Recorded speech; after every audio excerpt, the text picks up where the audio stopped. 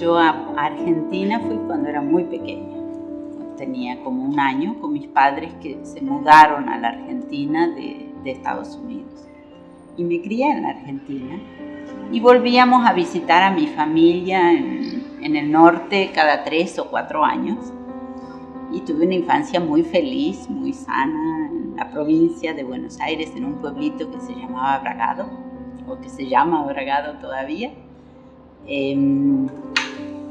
Y cuando tenía 14 años, en un viaje de retorno a visitar la familia en Canadá y Estados Unidos, tuvimos que parar por parte del trabajo que hacía mi padre en Bolivia. Ese fue un momento de esos que a uno lo cambia, porque bajamos de un avión en un aeropuerto que era de tierra, y entonces subimos a un jeep y nos fuimos a una comunidad como a unas 2 horas de Santa Cruz. Era una comunidad muy pobre, eran casitas de barro. Yo no había vivido en un lugar así. Quería tomar agua y me llevaron a un pozo, sacaron del pozo en un balde, había sapitos, sacaron los sapitos con la mano, la pusieron a hervir y me dijeron: este es el agua que tomamos. Algo que yo conocía, el agua que salía de la canilla. Había unos niños que pasaron con gente y había 4 cofrecitos blancos. Dijeron que los niños se habían muerto de sarampión. Y sarampión para mí era una enfermedad simple, pero con la pobreza de Bolivia había habido como una gran inundación, los niños se murieron. Entonces, ver la pobreza en el nivel que tenía Bolivia a mí me hizo darme cuenta que el mundo no era justo. Y cuando retorné a la Argentina, nos mudamos del pueblito de Bragado a Buenos Aires y empecé mi búsqueda de cómo yo podía contribuir para que el mundo fuera más justo. Entonces empecé trabajando en unas pequeñas... mi papá me envió a unos conventillos que tenía una iglesia. Empecé a ser voluntaria, hice voluntariado en hospitales, con enfermos que les había dado polio y estaban en unos tubos. Y bueno, empecé a entender más lo que estaba pasando y a muy temprana edad empecé a buscar actividad un poco más política y estaba muy apurada por vivir y hacer mi contribución, y entonces decidí que iba a terminar la secundaria temprano, di examen libre y entré a la universidad a los 16 años. Y ahí encontré mucha gente que tenía intereses parecidos a los míos y empecé a militar. Quando sei entrata nel PRT? A los 16 años, cuando entré a la universidad, porque yo estaba en búsqueda de algo que fuera más efectivo. Claro, yo había hecho cosas pequeñas de una persona y me daba cuenta. Entonces, a los 16 años empecé a militar en un grupo en la universidad. Perché hai scelto di militare nel PRT? Perché hai scelto l'organizzazione di Santucci? Bueno, cuando uno está buscando su lugar de contribución, hace mucha reflexión. Entonces la reflexión uno la hace con libros. Y entonces, si bien yo tuve un inicio medio religioso dentro de mi búsqueda de la justicia, lo que leía y que me hacía sentido empezó a ser más lo marxista, el análisis de lo económico. Y dentro de la Argentina, las cosas que resonaban como válidas para el cambio que teníamos que hacer era lo que decía el PRT. Pero era muy joven. Mi racconti qualcosa della tua esperienza di militante del PRT in quegli anni? Bueno, nosotros, para mí es importante contar esa historia porque son tantos los que no están, ¿no? Y eran tantos que eran parecidos como yo, muy jóvenes. Entonces me parece que es importante entender lo que esos jóvenes que murieron tan aberrantemente vivieron, ¿no? Entonces al principio uno se empezaba reuniendo en bares, después iba a casas, teníamos reuniones donde aprendíamos primero cómo guardarnos en seguridad.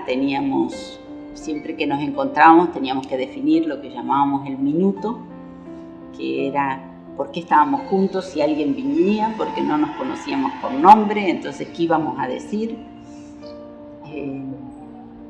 Y después teníamos momentos en donde hacíamos estudio, hacíamos análisis de los editoriales, de las revistas del partido, del Combatiente y Estrella Roja.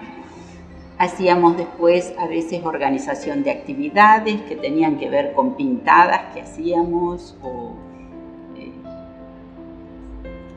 reuniones. Nosotros, como estábamos en el frente universitario, teníamos todo un trabajo de grupos de base que le llamábamos, entonces todo ese trabajo. Había actividades de propaganda que también se organizaban. Nosotros no vendíamos los periódicos en nuestra universidad porque no se consideraba seguro, entonces nos poníamos unos gorritos, era medio cómico porque seguramente éramos muy reconocidos, pero nos tocaba otra universidad a la que íbamos y vendíamos. Entonces a mí me tocaba ir a economía o a ingeniería, nos cambiaban, y ahí es donde ofrecíamos material de nuestro. Y también así había gente que se acercaba y quería conectarse con el partido. Entonces esas eran muchas de las actividades que hacíamos. Mi spieghi, Patrizia, questa storia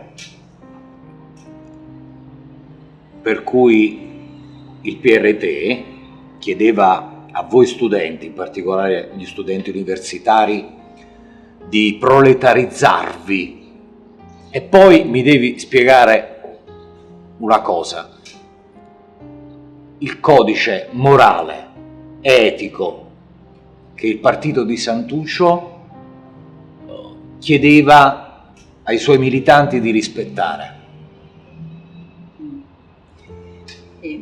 Bueno, el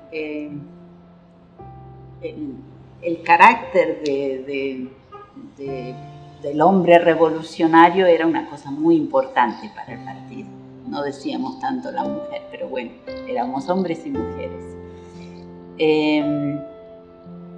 Entonces el partido tomaba muy en cuenta las actividades cotidianas de día a día que teníamos y esperaba y empujaba a todos los que eran miembros a tener comportamientos que consideraba ejemplares. Por supuesto que por su teoría marxista, la revolución venía por los obreros. Entonces el obrero tenía características que eran mejores que lo que podíamos tener los estudiantes. Entonces había una demanda de que para pasar de estar reunido a ser un simpatizante y después se pasaba militante al partido, había categorías, uno no llegaba enseguida, y en el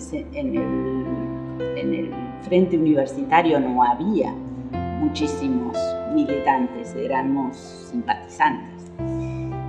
Había que proletarizarse. Eso significaba que uno tenía que buscar una fábrica para trabajar en una fábrica y saber de qué era y estar más cerca de lo que decíamos que tenían que ser quien nos guiara a la revolución. Así que, bueno, para mí, yo era jovencita, tenía casi 17 cuando ya me dijeron, bueno, ahora hay que proletarizarse. Entonces empecé a tenía que mirar en los periódicos y buscaba dónde podía ir a una fábrica, hacía colas y no les parecía muy bien a las fábricas. Era ciudadana yanqui, americana, entonces me preguntaban por qué, porque claro, uno daba sus datos y no... Entonces me costó mucho, pero por fin encontré una fábrica de carteras muy chiquitita y empecé a trabajar. Pero la represión ya era fuerte y el partido después de unos meses dijo que no era buena idea que yo esté proletarizada porque era cosa que se sabía que el partido hacía eso. No todos los estudiantes a veces podían proletarizarse y entonces no podían avanzar. De todas maneras, parece una cosa curiosa o medio cómica, pero yo creo que es una cosa también profunda porque el carácter de lo que éramos era muy importante y eso. No sé, yo recuerdo los compañeros como, no sé, casi más especiales que el resto. También teníamos un código, teníamos un manualito que había escrito un compañero que se llamaba Moral y Proletarización. Y era un manualito rígido para jóvenes que empezaban la vida y nos hablaba de cosas como no ser infieles, compañeros que eran infieles y eso era muy natural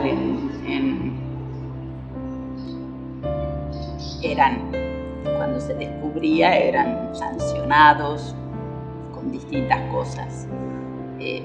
Se esperaba particularmente si un compañero de alguien estaba preso, que uno fuera fiel, que no cambiara de pareja tanto. Cambiábamos de pareja seguido, pero era un esfuerzo por tratar de tener una vida a un cierto estándar, eran como estándares. No había que emborracharse, por supuesto que no había que usar drogas. Entonces marcaban una cantidad de estándares y trataban también de mostrar que los obreros estaban también más cerca de ese carácter de revolucionar. Pero era un poco la construcción del hombre nuevo. Y pienso que dentro de eso uno se puede reír de los estándares escogidos y algunos seguramente estaban mal. Pero una cosa es tomar el poder y otra vez es tener el poder. Yo después ahora he vivido en Bolivia y veo que también la complejidad de después hacer las cosas bien cuando uno está en el poder es casi tan dura, ¿verdad? Entonces pienso que con gente que tiene un carácter que trata de tener un estándar alto, hay mucha más posibilidad de construir una sociedad más justa.